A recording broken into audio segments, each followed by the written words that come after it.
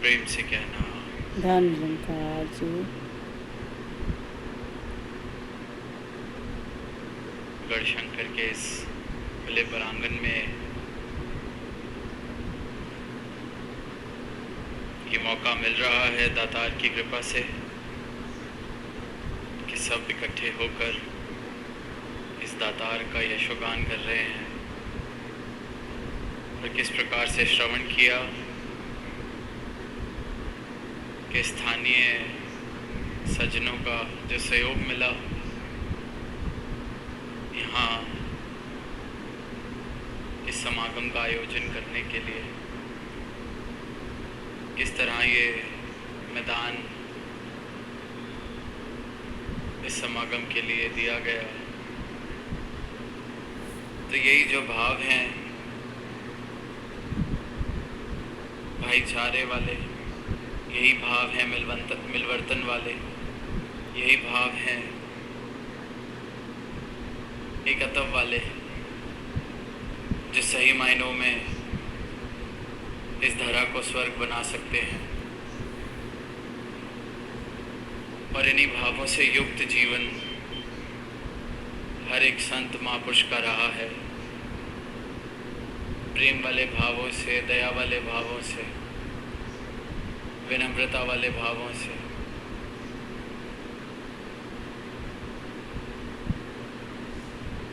ये जो मानवीय गुण हैं,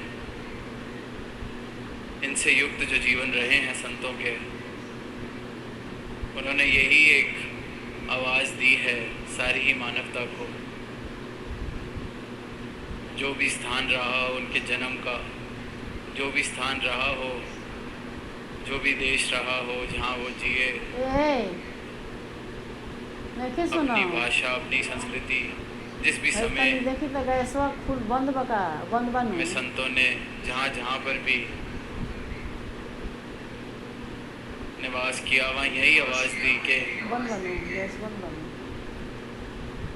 प्रेम और भाईचारे के साथ जिया जा सकता है। और इस परमात्मा की जिसको पहचान हुई, वो ये बात भी समझ जाते हैं कि प्रेम और भाईचारे के अलावा तो कोई दूसरा रास्ता होना ही नहीं चाहिए। क्योंकि प्रेम और भाईचारे के अलग जो वैर वाले और नफ़रत वाले रास्ते हैं, वो तो तब तक ही उन पर चलना मुमकिन है जब तक अज्ञानता कायम है। तो जिसने भी ये परमात्मा की रोशनी अपने जीवन में देखी, जिसका जीवन उज्जवल हुआ इस परमात्मा की रोशनी से, उसके जीवन में फिर स्वाभाविक है कि ये मानवीय गुण आए। तभी वो पंक्तियाँ भी बार बार पढ़ते हैं कि संत ना होते जगत में तो जल मरता संसार। संसार की हालत देख रहे हैं, समाज की हालत देख रहे हैं। कोई मौका नहीं छोड़ रहा है इंसान दीवारें खड़ी करने का। न जाने कितने ऐसे रोग मानवता को लगे हैं, जात पात के नाम के रोग। अज्ञानता इतनी गहन है, अज्ञानता इतनी प्रभावशाली हो गई है कि इंसान ने इस परमात्मा का अंश होने के बावजूद ऐसे फ़र्क बना लिए हैं, खुद को ऊंचा, सामने वाले को नीचा।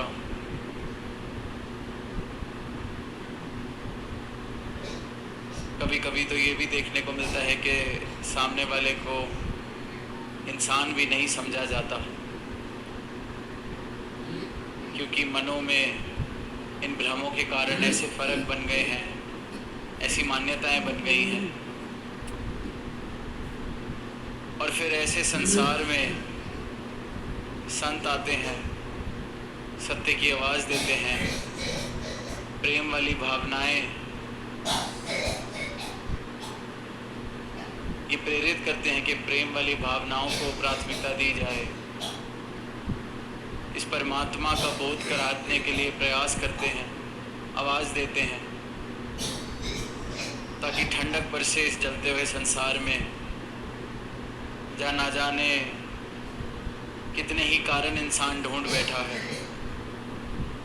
जैसे कि दास ने जात पात का जिक्र किया, वहीं इतिहास पढ़ते हैं या आज का समय भी देखते हैं, रंग नस्ल के नाम पर, बोली भाषा के नाम पर, जहाँ भी इंसान ने भिन्नता देखी, उसको स्वीकृति देने की जगह, उसको अपनाने की जगह इंसान दूरियां बनाने लग जाता है। ये नहीं देखता कि ये भिन्नता है तो ये सुंदरता का कारण बन सकती है। बड़ा साधारण सा एक एग्जाम्पल है, साधारण सी मिसाल जो गुलदस्ते की देखते हैं या किसी एक फूलों के बाग की देखते हैं कि हर फूल अलग है और सुंदरता उसी से। इतनी साधारण सी मिसाल है, पर वहीं जब देखते हैं कि इंसान उस भिन्नता को वो फूलों के बाग में तो देख पा रहा है सुंदरता, पर मानवता में जो भिन्नता है संस्कृति के कारण, खाने पीने के फर्कों के कारण, किस तरह के वहाँ मान्यताएं हैं उनके कारण, क्योंकि कोई कहीं पैदा हुआ है, कोई कहीं पैदा हुआ है, किसी का कोई इतिहास है, किसी का कुछ रहने सहने के तरीके हैं। तो इंसान ने एक सुंदर बाग को देख के ये तो कहा कि कितना सुंदर है, भिन्न भिन्न तरह के फूल हैं, पर वहीं जहाँ इंसानियत की बात है, मानवता की बात है, तो वो भिन्नता को सेलिब्रेट करने की जगह, अपनाने की जगह वहाँ फ़र्क बना लिए, दीवारें बना ली, क्योंकि अज्ञानता है। एक दौड़ में इंसान ऐसे दौड़ रहा है कि कोई मौका नहीं छोड़ता खुद को किसी और से ऊंचा मानने का, किसी और से ज़्यादा श्रेष्ठ मानने का। कोई मौका नहीं छोड़ता ये दावा देने का कि मुझे बहुत समझ है, मैं सबसे अफजल हूँ। कोई मौका नहीं छोड़ता इंसान। और इसी प्रकार फिर ये जैसे जैसे बंटवारे हो रहे हैं तो हर एक को लगने लग गया है कि मेरी संस्कृति सबसे ऊंची, मेरा धर्म सबसे ऊंचा, मेरा भगवान सबसे ऊंचा, मेरे वेद ग्रंथ सबसे ऊंचे। हर जगह यही दौड़ चल रही है कि जहाँ से मैं आता हूँ वो सबसे श्रेष्ठ, वो सबसे ऊंचा। और ये खुद को ऊंचा सिद्ध करने के लिए इंसान ने जो समाज की, मानवता की हालत कर दी है, तो फिर संतों को बेड़ा उठाना पड़ा है शुरू से ही ये ठंडक पहुँचाने का।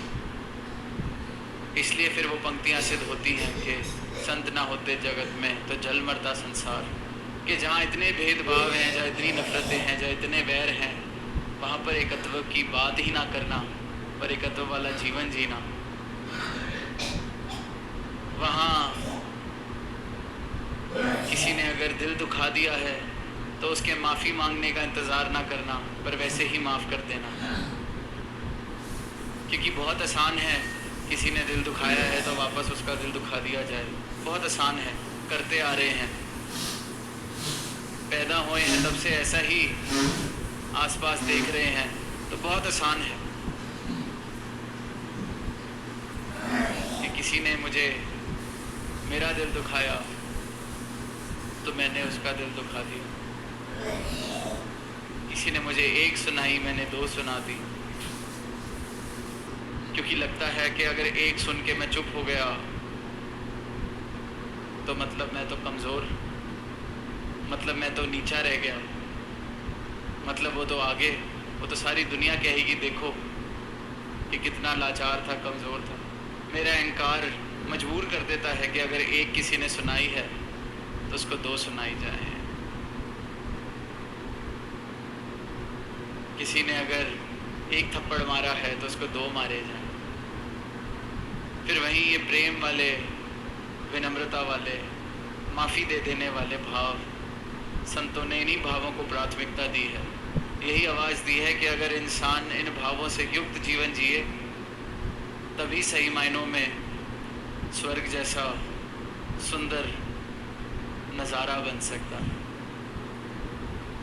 और फिर बनता भी है।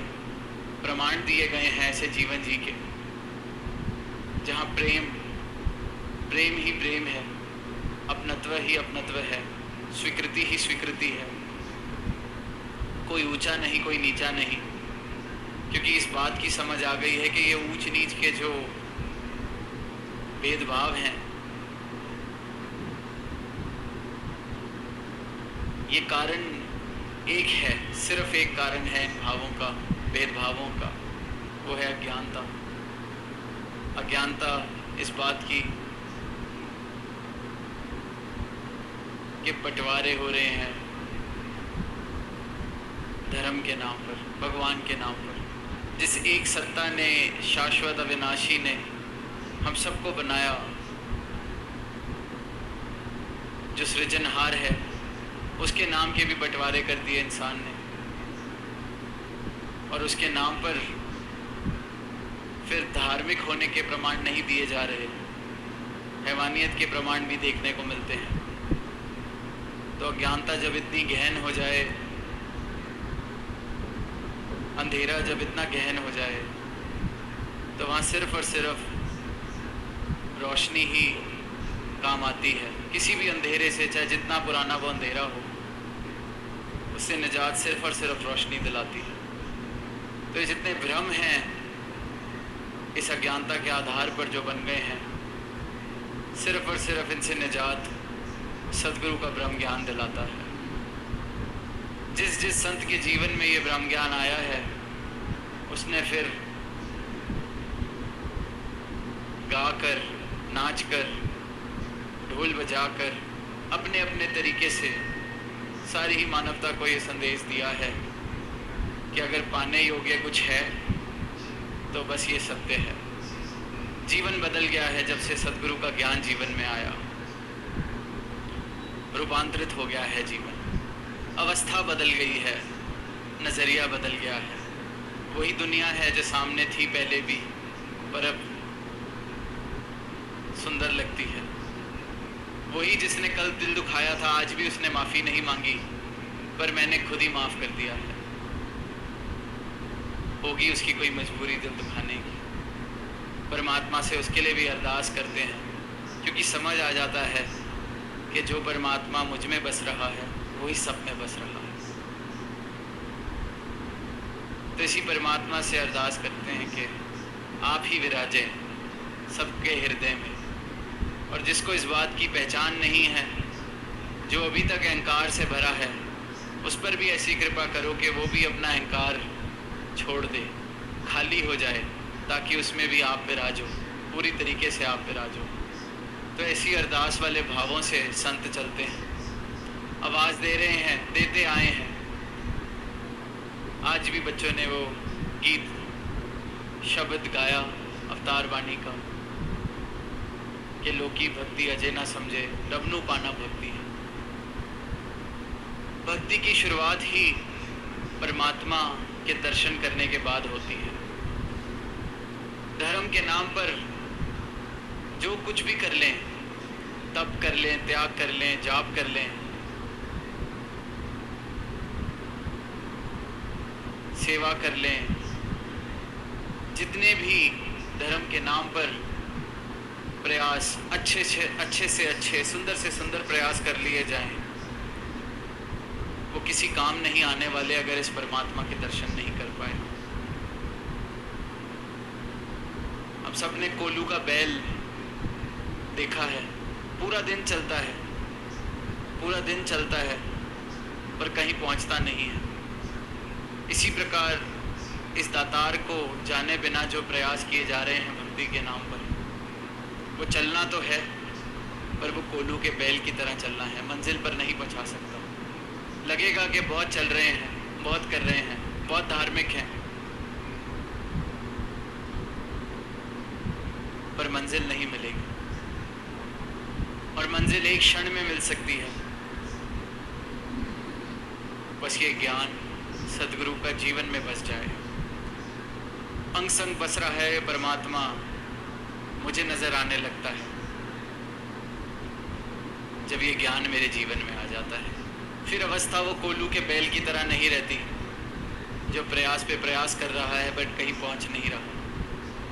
एक क्षण में मंजिल मिल जाती है, एक क्षण में इस दातार के परमात्मा के दर्शन हो जाते हैं। एक क्षण में बात समझ आ जाती है कि मैं कौन हूं, और अपनी पहचान जब हो जाती है तभी फिर वो भाव जीवन में आते हैं जो ठंडक पहुंचाने वाले बनते हैं, जो एक दूसरे को जोड़ने वाले बनते हैं, तोड़ने वाले नहीं। पर इंसान अपने आप से ही वाकिफ नहीं है, अपनी पहचान को नहीं जानता, अपने आप को नहीं जानता, अपने मूल को नहीं जानता। नाम ले रहा है, आवाज दे रहा है इस परमात्मा को। एक कहानी दास ने पहले भी कई बार कही है कि एक इंसान को बाजार में चलते चलते एक शीशा मिलता है, आईना। अब उस इंसान ने कभी आईना देखा नहीं होता, तो जब आईना उठाता है तो जाहिर सी बात है जिसने भी आईना देखा है, हम सब ने ही देखा है, आईने में देखते हैं तो अपना चेहरा दिखता है। अब उस इंसान ने कभी आईना नहीं देखा तो उसको लगा कि ये तो कोई बहुत मेरे पिता जैसा चित्र लग रहा है किसी का, मेरे पिता के जवानी का चित्र लगता है, मुझे सड़क पे पड़ा हुआ मिल गया। बहुत खुश होता है कि वाह, मेरे पास कोई चित्र भी नहीं था उनका, ये तो बहुत ही किस्मत वाला दिन निकला, भागों वाला दिन निकला। अपने पिता को याद करने के लिए एक चित्र मिल गया है। अब घर ले जाता है, बड़ी संभाल कर रहा है, घर में अपने कमरे में उसको बार बार साफ कर रहा है, रख रहा है, देख रहा है, और फिर उसको बड़ा संभाल के अपने संदूक में रख देता है। अब जब वो उसको साफ कर रहा है, देखकर खुश हो रहा है और संदूक में रख देता है, तो पीछे से उसकी पत्नी भी देख रही होती है कि ये किस चीज़ को देख के इतना मुस्कुरा रहे हैं, किस चीज़ को इतने हिक गले से लगा रहे हैं, किस चीज़ को संदूक में संभाला जा रहा है। अब वो जिज्ञासा इतनी बड़ी हो जाती है कि जब वो आदमी बाहर निकलता है तो वो संदूक खोलती है, अब वो आईना उठाती है। अब आईने में जब अपनी शक्ल देखी, उसने भी कभी आईना नहीं देखा होता, तो सामने से भाव आते हैं कि ये किस औरत की शक्ल देख के मेरा पति मुस्कुरा रहा था, ये किसकी संभाल कर रहा था, ये किसको गले से लगा रहा था। अब दोनों जगह जो गलत फहमी बनी वो सिर्फ इसलिए बनी क्योंकि अपनी पहचान नहीं है। कहानी का सिर्फ इतना ही संकेत है, इतना ही इशारा है, जब तक इंसान अपनी पहचान नहीं कर लेता, खुद को जान नहीं लेता, जब तक ये बात समझ नहीं लेता कि ये जो ज्योत है इसका ही मैं अंश हूँ, जब तक अपनी पहचान नहीं हो जाती तब तक सिर्फ और सिर्फ भ्रम मेरे जीवन में होंगे। और भ्रम किसी भी प्रकार के हो सकते हैं। ऐसे करो नहीं तो परमात्मा सजा देगा, वैसे करो नहीं तो परमात्मा दंड दे देगा, ऐसे करोगे तो परमात्मा खुश होकर पुण्य दे देगा। नाना तरीके के भ्रम इंसान ने बना लिए हैं, सिर्फ इसलिए क्योंकि पहचान नहीं है। वहाँ उस इंसान को अपनी शक्ल देख के भ्रम हो गया कि शायद मेरे पिता का चित्र है, वहाँ औरत को अपनी शक्ल देख के कोई और भ्रम हो गया। भ्रम का कारण सिर्फ और सिर्फ इतना ही, अपनी पहचान नहीं है। और हर भ्रम से निजात सदगुरु का ब्रह्म ज्ञान दिला सकता है। तभी शहनशाह जी ने वो पंक्तियां भी लिखी हैं कि सदगुरु मैनू चरनी लाया, भरम भुले का सब गवाया। भरम और भुले के जीवन से चले जाएं तो सिर्फ और सिर्फ सत्य बचता है। सत्य जीवन में आ जाए तो भरम भुले के चले जाते हैं। चिंता दिल दी हो गई दूर। चिंता है किस लिए? चिंता शरीर की है, चिंता मन की है, चिंता धन की है। पहले ही प्रण में कह दिया ये तीनों ही तेरे नहीं है। और मैं अपना ही नहीं, मैं तो अपनी हस्ती को ही ये तीन चीज़ों को मान लेता हूँ। अपना मानना भी दूर पर अब इंसान तो इतना आगे चला गया है कि अपनी हस्ती ही अपने तन को, अपने मन को, अपने धन को मानता है। अज्ञानता और बढ़ गई है। पहले तो सिर्फ ये था कि ये मेरा है, कि मेरा शरीर है, मेरा धन है, मेरा तन है। एक अज्ञानता का तल वो था। अब अज्ञानता का तल ये है कि मैं शरीर हूँ, मैं धन हूँ, मैं मन हूँ। और सारे ही चिंताएं, सारे ही भ्रम के आधार ये भ्रम है। ये जो मान्यता है अपनी पहचान नहीं है। मैं ये शरीर नहीं हूँ, मैं ये मन नहीं हूँ, मैं ये धन नहीं हूँ। पहले ही प्रण में सदगुरु ये बात मुझे समझाते हैं। तो इसलिए चिंता दिल दी हो गई दूर, जिधर वेखा नूरो नूर। क्योंकि जब ये तीनों हट गए तो सिर्फ इसका नूर और कुछ बचता ही नहीं। जिधर वेखा नूरो नूर। तो ये नूर से रोशन, ये नूर से उज्जवल हर एक जीवन हो सकता है। ये मुमकिन है कि इस प्रकार का उज्जवल जीवन जिया जाए, प्रेम वाली भावनाओं से युक्त जीवन जिया जाए, सहनशीलता वाली भावनाओं से जीवन युक्त हो सकता है। वैर विरोध को छोड़कर स्वीकृति और अपनत्व वाले भावों से युक्त जीवन जिया जा सकता है। और ऐसा ही जीवन सही मायनों में धार्मिक कहलाने लायक होता है। वो जो पंक्तियां हैं कि दया धर्म का मूल है, पाप मूल अभिमान। जीवन में दया का भाव है तो ही हम धर्म के रास्ते पर चल रहे हैं। और दास अक्सर जब भी ये पंक्तियां दोहराता है तो बात साथ में ज़रूर बोलता है कि दया का मतलब किसी पर तरस खाना नहीं होता। तरस तो अहंकार से खाया जाता है। अहंकार वाली भावना से तरस खाया जा सकता है। दया तो वो वाले भाव कि सद्भाव, सद्भावना है सबके लिए जीवन में। सबका भला करो भगवान, ये वाले भाव कि किसी के साथ अगर कोई पीड़ा है, परमात्मा आप ही ने मुझे इस काबिल बनाया है, अगर ये पीड़ा देखकर मैं कोई योगदान दे पा रहा हूँ।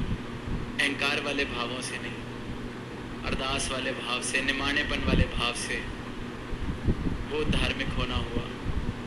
और अभिमान ही हर एक पाप, जिसको पाप कहा जा सकता है, दुष्कर्म कहा जा सकता है, सिर्फ और सिर्फ अभिमान, अहंकार ही उसका आधार है, उसका मूल है। जीवन से अहंकार चला जाए तो फिर उस जीवन से कोई भी दुष्कर्म या पाप नहीं हो सकते। बड़ा सहज सा गणित है, साधारण सी बात है। और यही साधारण सी बात इंसान इतनी उलझा चुका है, इतनी उलझा चुका है कि ये जो रूप हम देख रहे हैं दीवारों वाले, वैर विरोध वाले बन गए हैं। तो ये सरल सी बात सरल कर ली जाए वापस। जिसको भूल बैठे हैं, जिसको भुला बैठे हैं, ये चेता वापस आ जाए।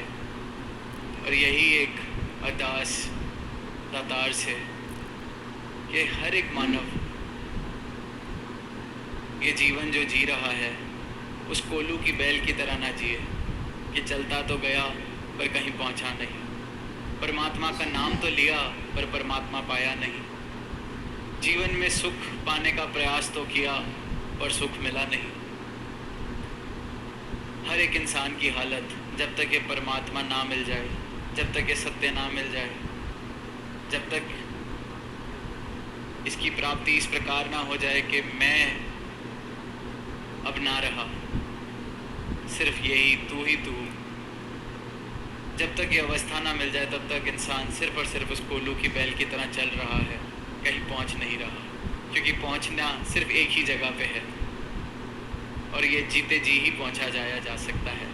वरना बार बार सुनते आ रहे हैं 84 लाख योनियों के बाद ये अवसर मिला है। और दास तो ये कहेगा कि ये मंजिल भी कोई श्वासें जब ख़त्म हो जाती हैं तब नहीं मिलती, जीते जी ही इस मंजिल की जिसने प्राप्ति की है तो ही मंजिल पर पहुंचा है। तो दातार से यही अरदास, सदगुरु के चरणों से यही अरदास कि हर एक मानव इस अवसर का फ़ायदा उठा सके, ये बाजी जीत सके, कोल्लू की बैल की तरह चलते चलते ही बस ये श्वासें ख़त्म ना हो जाए, इस मंजिल की प्राप्ति हर किसी के हिस्से आए। एक सुंदर जीवन, भक्ति भरा जीवन, मानवीय गुणों से युक्त जीवन हर किसी के हिस्से आए। प्रेम से कहना धन निरंकार।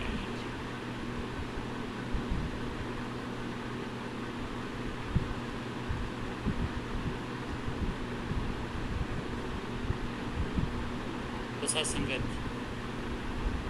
ਸਾਰੇ ਸਤਸੰਗ ਭੈਣ ਪ੍ਰਵੀਨ ਪਾਟਾ ਜੀ ਦੇ ਨਾਲ ਸਤਸੰਗਤ ਧੁਨੀ ਵਿੱਚ ਅਸੀਂ ਸ਼ਾਮਿਲ ਹੋਈਏ ਔਰ ਸਤਸੰਗਤ ਦਾਸ ਇੱਕ ਵਾਰ ਫਿਰ ਬੇਨਤੀ ਕਰਦਾ ਹੈ ਕਿ ਲੰਗਰ ਦੀ ਵਿਵਸਥਾ ਠੀਕ ਸਤਸੰਗਤ ਪੰਡਾਲ ਦੇ ਰਾਈਟ ਸਾਈਡ ਤੇ